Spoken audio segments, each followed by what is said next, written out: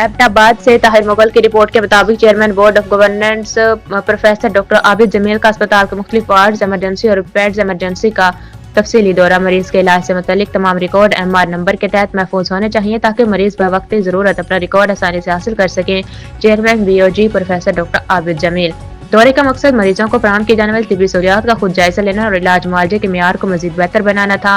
तफसीलात के मुताबिक chairman board of governance professor doctor Abid Jamil ने अस्पताल के मुख्तलिफ वार्ड्स, एमरजेंसी और बेड्स एमरजेंसी का तफसीली दौरा किया। इस मौके पर उनके हमरा डैन व CEO LRH महमूद नूर, अस्पताल के एग्जीक्यूटिव और मुख्तलिफ शोबे जात के सरबराहान भी मौजूद थे। दौरे का मकसद मरीजों को फराहम की जाने वाली तिब्बी सहूलियात का जायजा लेना और इलाज मुआवजे के मियार को मजीद बेहतर बनाना था। चेयरमैन BOG ने कहा कि मरीजों की सहूलत और बेहतर इलाज के लिए हर मुमकिन इकदाम किए जा रहे हैं। इस सिलसिले में किसी किस्म की कोई कोताही बर्दाश्त नहीं की जाएगी।